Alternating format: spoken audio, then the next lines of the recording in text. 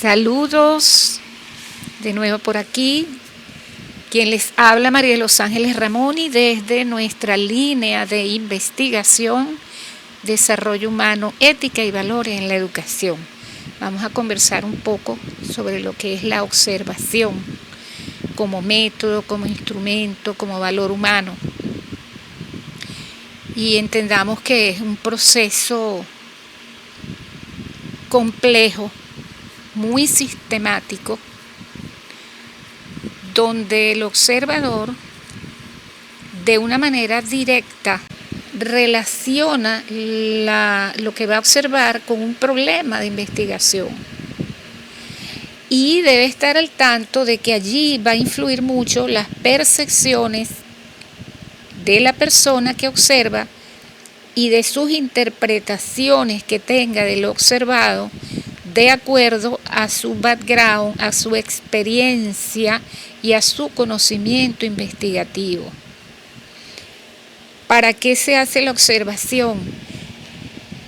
¿Para qué percibe el observador? ¿Para qué interpreta luego el observador lo observado?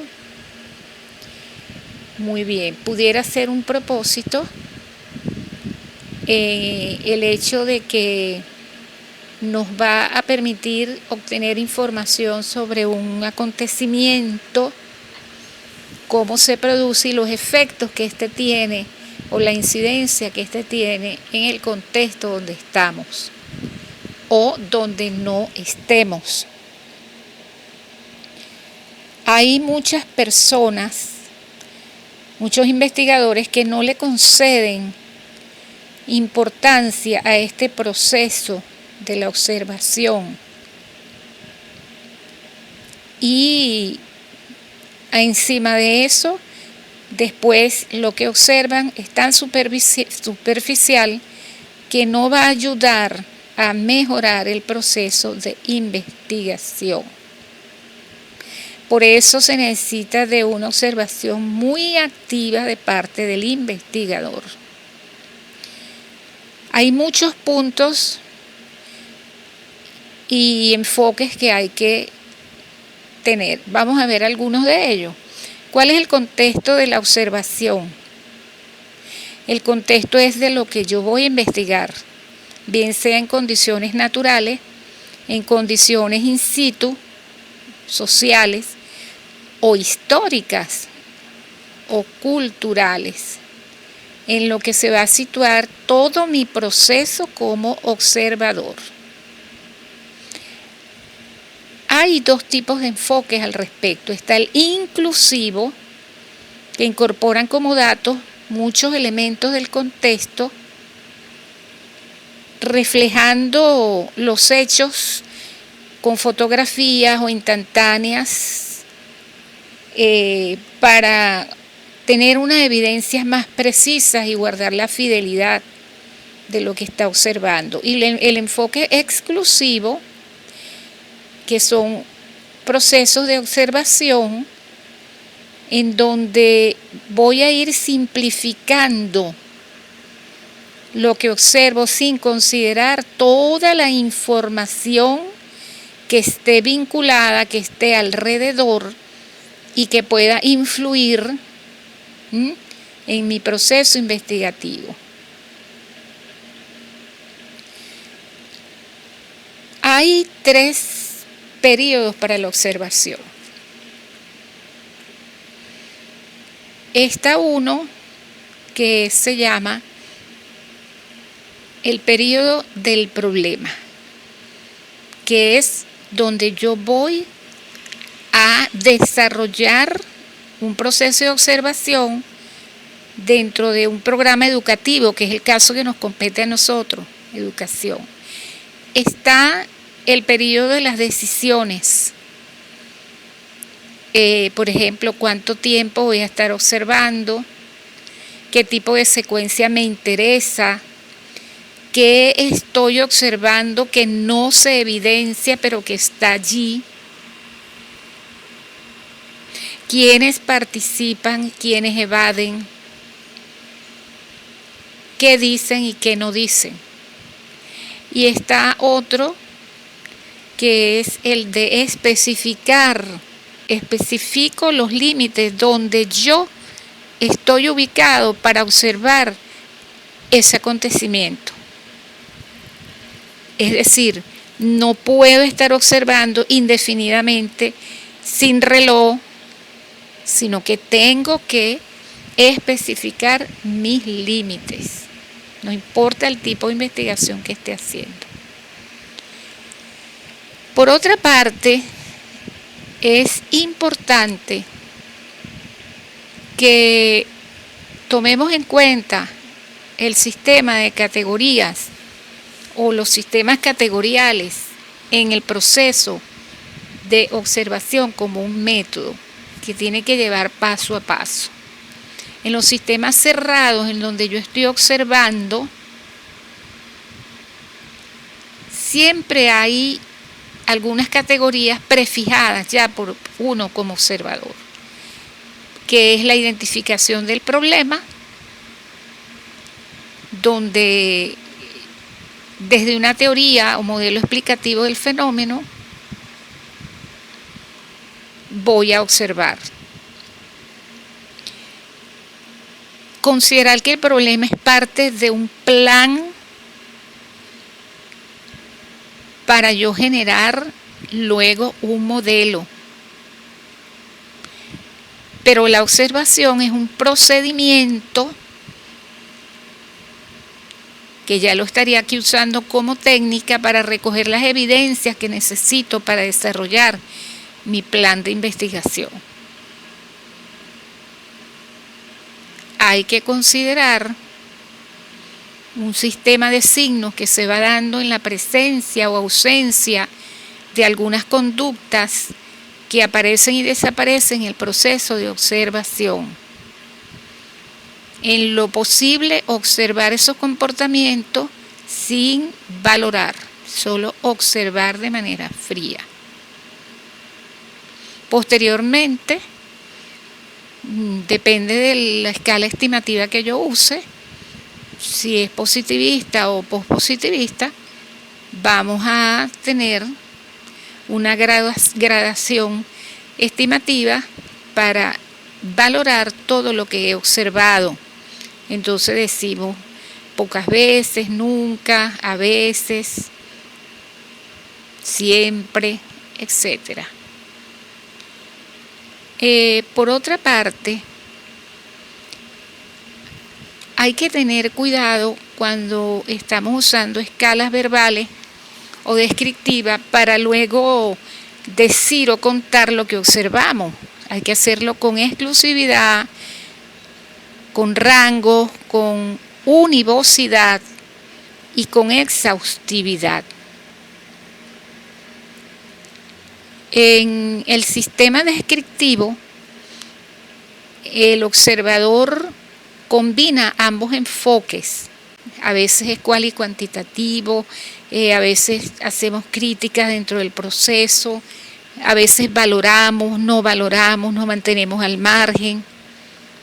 Y la observación entonces se puede hacer de manera estructurada y no estructurada. Hay una estrategia dentro del proceso de la observación que se llama la estrategia del embudo. Hacemos observaciones descriptivas. Cuando hay observaciones descriptivas, nosotros no argumentamos ni especificamos. Luego hay observaciones focalizadas y observaciones selectivas. Eso lo sabe el investigador y lo va generando en el mismo proceso. Es bueno entonces recordar que todo este proceso de observación debemos irlo anotando en lo que llamamos notas de campo, en grabaciones, en fotografía, y llevar ese registro que ayude a tener luego esas evidencias para el posterior análisis. El observador es un miembro activo del proceso de observar, del acto de observar, y es muy significativo que lo sepa.